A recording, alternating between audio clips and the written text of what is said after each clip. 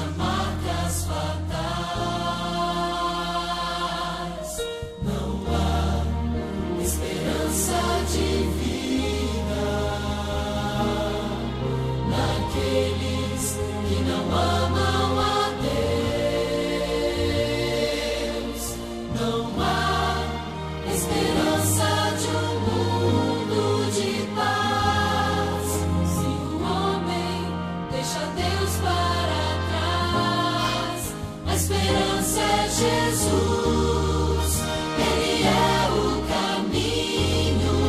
A esperança é Jesus, nossa luz entre espinhos. A esperança é Jesus, segurança de salvação, onde o mundo pode achar solução.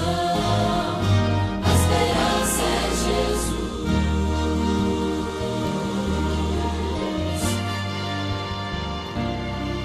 Só há esperança e certeza naquele que é vencedor.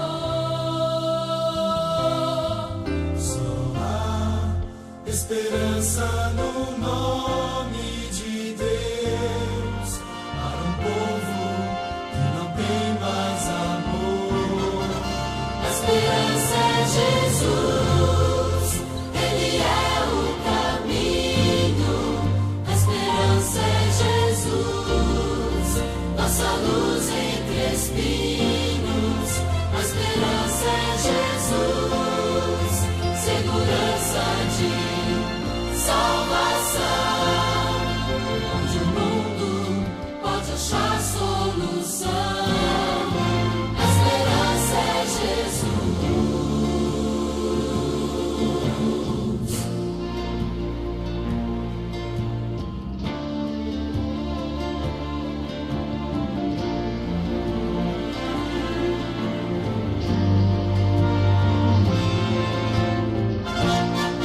A esperança é Jesus, Ele é o caminho.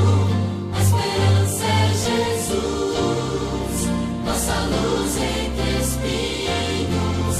A esperança é Jesus, segurança de salvação, onde o mundo pode achar solução. A esperança é Jesus.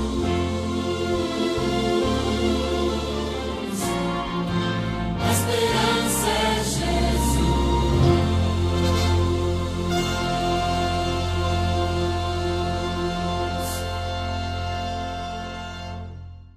Meus irmãos, graça e paz. Vamos abrir a palavra do Senhor em Lamentações, capítulo de número 3. Nós vamos estar estudando a partir do versículo de número 21, mas deixa a sua Bíblia aberta aí em Lamentações. Antes de chegar no capítulo 3, no versículo 21, nós estaremos vendo aqui o contexto, né, que vai do capítulo 1 até o capítulo de número 3. Vamos orar, queridos. Pai bendito, em nome de Jesus Cristo, pedimos a Tua bênção e pedimos que o Senhor fale conosco nesta manhã. Abençoe o Teu povo, traz livramento ao Teu povo. Nós pedimos, Pai, guarda o Teu povo, guarda o coração do Teu povo nesses dias. É em nome de Jesus que oramos. Amém.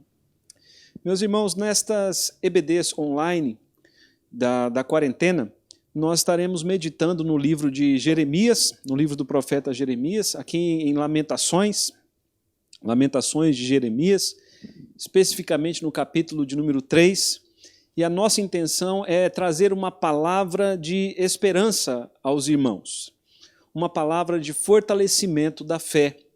Sabemos que esses dias são dias de provação, sabemos que são dias em que o inimigo se levanta contra a fé do povo de Deus. Então nós vamos estar trazendo aqui a palavra em Lamentações de Jeremias, para que, na nossa intenção, para que Deus renove a esperança e fortaleça a esperança no coração dos irmãos. Lamentações de Jeremias, o nome do livro já diz muito sobre o conteúdo do livro. É o livro das lamentações do profeta Jeremias, Lamentações porque Nabucodonosor havia invadido Jerusalém, havia invadido Judá, e Nabucodonosor trouxe morte e destruição para o povo de Deus. Era o ano 586 a.C. E o profeta deixa claro que isso aconteceu, que isso tudo aconteceu por conta do julgamento de Deus contra o seu povo, julgamento de Deus contra o pecado do seu povo. Se você observar ali, Lamentações capítulo 1, versículo de número 5, diz assim, os seus adversários triunfam e os seus inimigos prosperam, porque o Senhor a afligiu por causa da multidão das suas prevaricações. Os seus filhinhos tiveram de ir para o exílio na frente do adversário. Então, Jeremias diz aqui que foi por causa da multidão de pecados do povo de Deus que Deus entregou o seu povo nas mãos de Nabucodonosor. Também o capítulo 1, versículo de número 8, diz assim, Jerusalém pecou gravemente, por isso se tornou repugnante. Veja o capítulo 1, versículo de número 18. Justo é o Senhor, pois me rebelei contra a sua palavra. Ou seja, tudo o que aconteceu ali no exílio babilônico, todo o sofrimento do povo de Deus foi por causa do pecado. E Deus, então, estava agindo justamente em trazer juízo sobre o seu povo. Só que antes de Nabucodonosor invadir Jerusalém, Deus advertiu o seu povo várias vezes com profetas, com seus profetas. Só que o povo de Deus preferiu não ouvir os profetas de Deus e preferiu ouvir os falsos profetas. Veja ali o capítulo 2, versículo de número 14. Lamentações, capítulo 2, versículo 14. Os teus profetas te anunciam visões falsas e absurdas, e não manifestam a tua maldade para restaurarem a tua sorte, mas te anunciam visões de sentenças falsas que te levam para o cativeiro. Então o povo não quis ouvir os profetas de Deus e preferiu ouvir falsas profecias e profecias absurdas. Deus diz aqui, os teus profetas te anunciam visões falsas e absurdas. Esses falsos profetas, eles não profetizaram contra o pecado do povo. Eles não chamaram o povo ao arrependimento. O povo, então, ficou acomodado no seu pecado.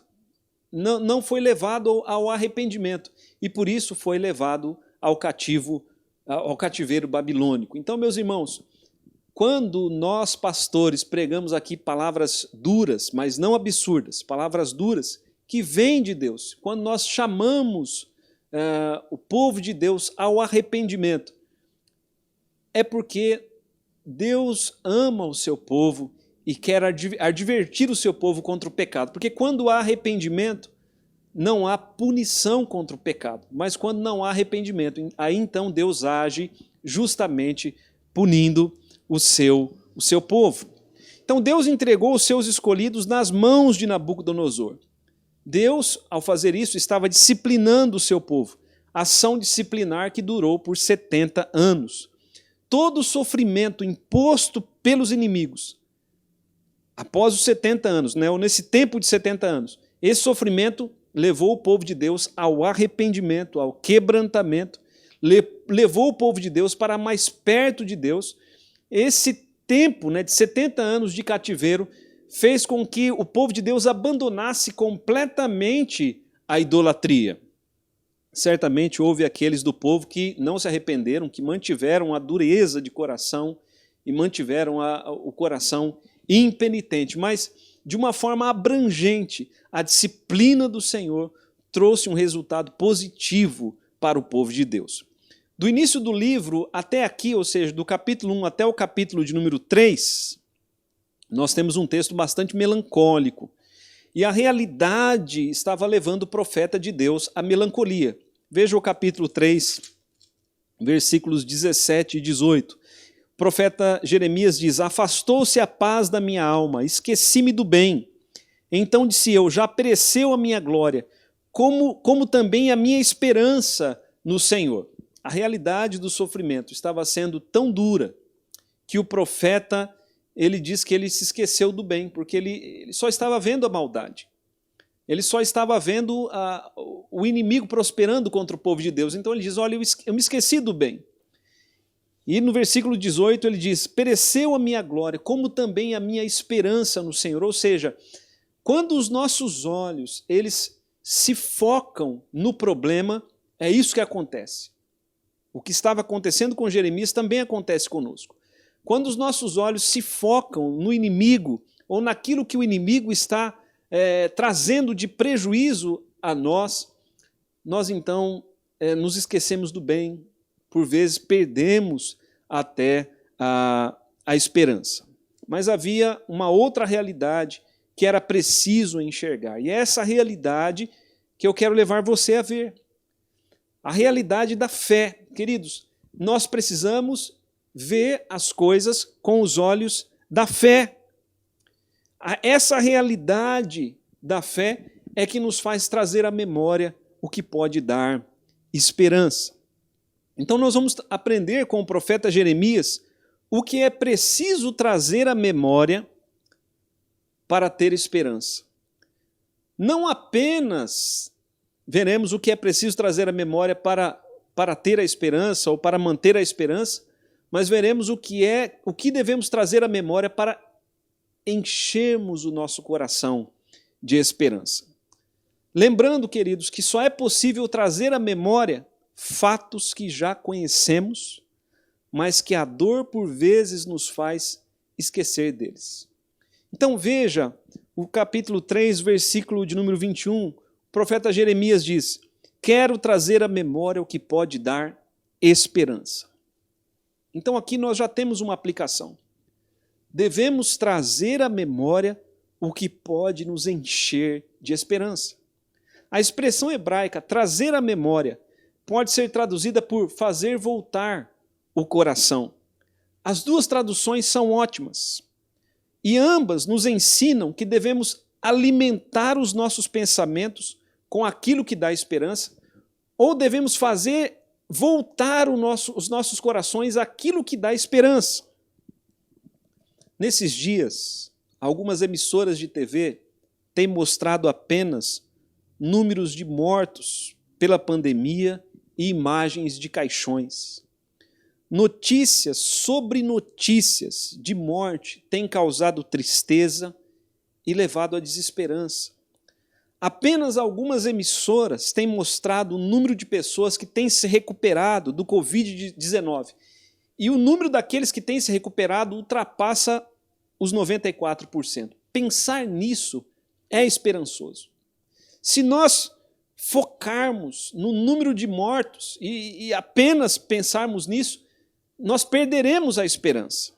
Meus irmãos, logicamente não devemos fugir da realidade, porém devemos voltar o coração para o que dá esperança. Essa foi a decisão do profeta Jeremias. Essa foi a decisão do profeta Jeremias. E a pergunta é, o que pode nos encher de esperança? O profeta diz aqui algumas coisas que devemos trazer à memória. Coisas que nós esquecemos, mas coisas que nós conhecemos, aliás. Coisas que nós conhecemos. Mas como eu disse, a dor e as más notícias, por vezes, nos fazem esquecer dessas coisas. Nessa mensagem de hoje, nós veremos duas coisas que devemos trazer à memória, como um exercício de fé. E nas semanas seguintes daremos continuidade. Essas verdades que devemos trazer à memória são verdades da fé. E devemos nos apropriar delas pela fé. E assim nós encheremos o nosso coração de esperança. Então, em primeiro lugar, veja, o profeta diz que devemos trazer à memória as misericórdias do Senhor. Veja o versículo de número 22, capítulo 3, versículo de número 22. As misericórdias do Senhor são a causa de não sermos consumidos, porque as suas misericórdias não têm fim. A palavra misericórdia aqui aparece duas vezes e pode ser traduzida por amor que não muda ou compaixão. Quando Jeremias fala da misericórdia de Deus, ele está falando do amor incondicional de Deus. As misericórdias de Deus não são dó, mas é o fruto do seu amor. Deus não enviou o seu Filho a este mundo por dó, mas ele enviou o seu Filho a este mundo por amor. Por amor. João 3,16 diz, porque Deus amou o mundo de tal maneira que deu seu Filho unigênito, para que todo aquele que nele crê não pereça, mas tenha a vida eterna. Nas redes sociais, essa semana foi compartilhada por muitos a frase, se Deus existisse, não haveria coronavírus. Coronavírus não prova que Deus não existe. As coisas não estarem piores são a prova de que Deus existe e de que Ele é misericordioso. Se não fosse a misericórdia de Deus, já teríamos sido consumidos por causa dos nossos pecados. E isso seria justo. Isso seria justo. Veja mais uma vez o versículo 22. As misericórdias do Senhor são a causa de não sermos consumidos, porque as suas misericórdias não têm fim. Apesar de Nabucodonosor ter invadido Judá, apesar de Nabucodonosor ter trazido dor e sofrimento e destruição, Jeremias consegue enxergar, além disso, a misericórdia de Deus. Porque se não fosse a misericórdia de Deus, Nabucodonosor teria destruído tudo e teria matado todas as pessoas. Israel teria acabado ali, naquela invasão. Mas Deus manteve Israel por causa das suas misericórdias. Meus irmãos, o coronavírus, ao mesmo tempo que é um mal, também é um aviso de que Deus julgará este mundo. Veja aí, Lamentações capítulo 3, a partir do versículo de número 37. Lamentações capítulo 3, a partir do versículo 37, diz assim, quem é aquele que diz e assim acontece? Quando o Senhor não o mande, acaso não procede do Altíssimo tanto o mal como o bem? Por que, pois, se queixa o homem vivente? Queixe-se cada um dos seus próprios pecados. Ou seja, o que Jeremias está dizendo aqui em suas lamentações é que Deus tem o controle de todas as coisas. Deus diz e as coisas acontecem. E tanto o bem como o mal estão debaixo da soberania de Deus. Nós não devemos jamais nos queixarmos de Deus. Nós devemos nos queixarmos dos nossos pecados. Devemos nos arrependermos dos nossos pecados. Porque se as coisas vão mal, é por causa das nossas transgressões. Em meio a tudo o que acontece, Deus continua sendo soberano e continua sendo bom. Um vírus como esse é um alerta para o mundo e uma disciplina para a igreja. E Deus disciplina os que ama. Disciplina deve ser pensada do ponto de vista positivo, pelo que ela produz, ou pelo que Deus produz em nós por meio dela. Porque por meio da sua disciplina, Deus nos educa, reeduca, restaura e até nos prepara para aflições maiores. Nesse sentido, Deus nos disciplina diariamente. Diariamente, Deus está trabalhando na vida do seu povo. Só que em dias como esses de Covid-19, nesses dias de quarentena, Deus está nos educando de forma enérgica. Ele está trabalhando o seu povo de uma forma mais firme. Agora, queridos, não devemos pensar em meio às provas que Ele não nos ama. Pelo contrário, é o seu amor que nos disciplina. É a sua misericórdia. Lembre-se que misericórdia é amor. Que nenhum cristão perca de vista isto. Que nenhum cristão perca de vista o fato de que Deus é misericordioso. Seu amor é demonstrado não apenas na prosperidade ou no progresso. Quando Deus para tudo, como temos visto, seu amor e misericórdia também estão sendo revelados na sua disciplina a provação para a igreja é para trazer purificação e aperfeiçoamento. Matthew Henry diz que em tempos assim, a igreja é como a sarça que Moisés viu em chamas. Ela queimava, mas não se consumia. Deus está purificando a sua igreja. Ele não está consumindo-a. Traga isso à memória. Nabucodonosor, em sua fúria, foi instrumento da purificação de Israel. Os olhos carnais só enxergavam a destruição, mas o fruto da invasão de Nabucodonosor foi a restauração do povo de Deus. Se alguém ainda tem dúvidas da misericórdia de Deus, é preciso lembrar que era para todos nós sermos lançados no inferno. O que seria justo sermos consumidos. Mas Deus enviou o seu Filho para morrer na cruz pelos nossos pecados. As misericórdias de Deus são a razão, são o motivo, são a causa de não sermos consumidos. E quando pensamos nas misericórdias, isso nos desperta para a oração, na certeza de que as coisas vão melhorar. Eu creio, meus irmãos, na misericórdia de Deus. É por isso que eu oro e tenho orado todos os dias para que Deus visite a igreja e o Brasil com a sua misericórdia, para que esse vírus vá embora logo. As misericórdias do Senhor, trazendo as misericórdias do Senhor à nossa mente, trazendo as misericórdias do Senhor ao nosso coração, enchendo assim os nossos corações com essa certeza de que Deus é misericordioso. Queridos, as nossas esperanças são assim, dessa maneira, as nossas esperanças são renovadas. Por isso, volte o seu coração hoje para as misericórdias de Deus, volte o seu coração para o amor de Deus. Essa é a primeira coisa que o profeta Jeremias nos diz. Ele nos diz, em primeiro lugar, que devemos trazer à memória as misericórdias de Deus.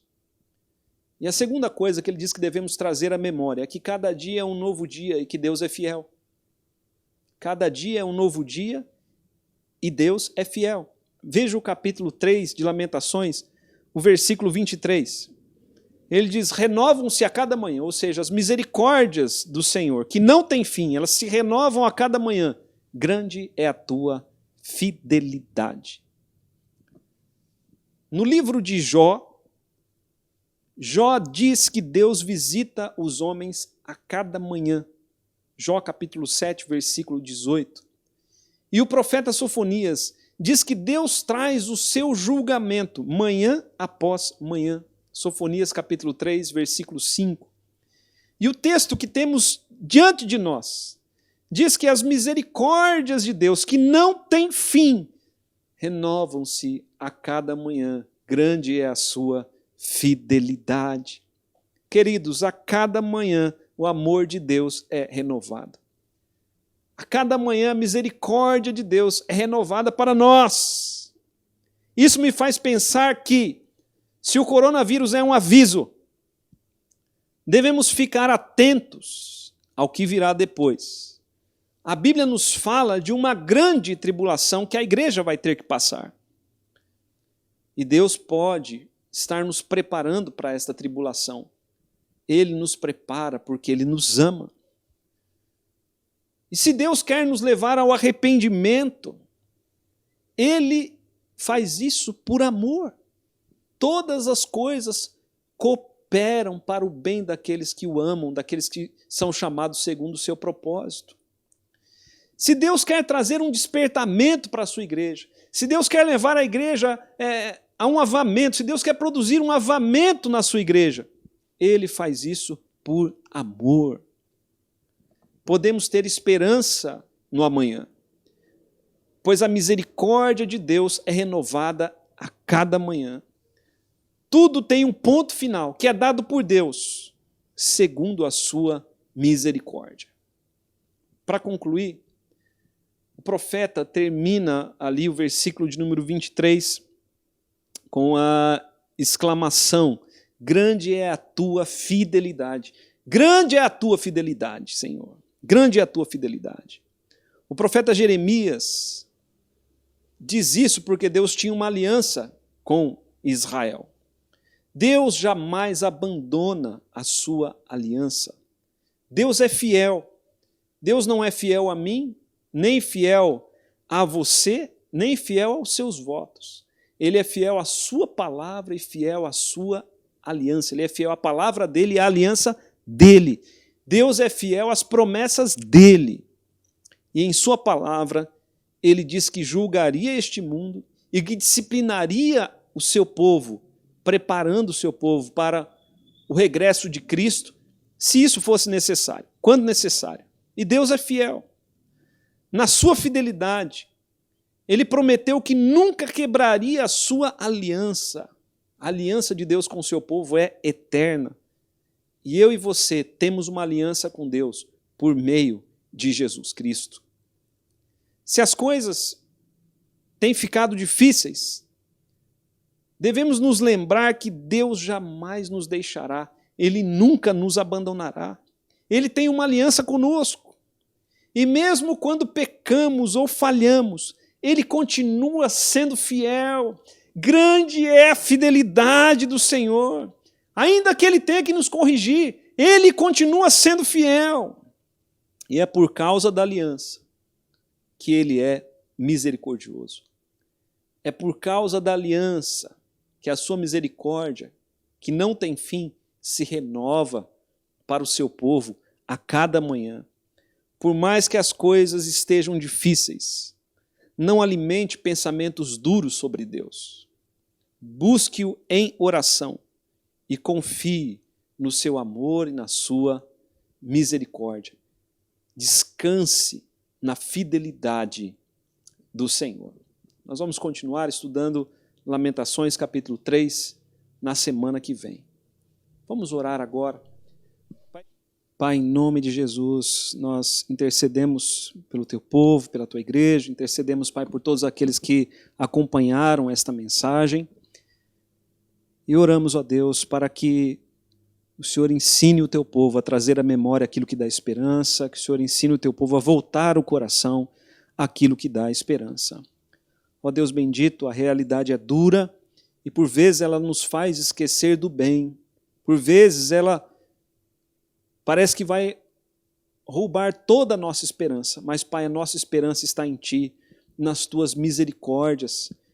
As Tuas misericórdias, Pai, não têm fim, elas se renovam a cada manhã, grande é a Tua fidelidade. Pai, ajuda-nos a voltarmos os nossos corações para isso, ó Deus, para que estejamos cheios da esperança que vem de Deus. É a oração que fazemos em nome de Jesus. Amém. Que Deus nos abençoe, que Deus abençoe a sua vida. Hoje à noite nós estaremos trazendo uma palavra especial, e uma palavra aqui de fortalecimento da fé. Então, não perca a mensagem desta noite. Que Deus abençoe a todos. É a oração que nós fazemos e o clamor que temos feito a Deus, em nome do seu Filho Jesus. Deus abençoe.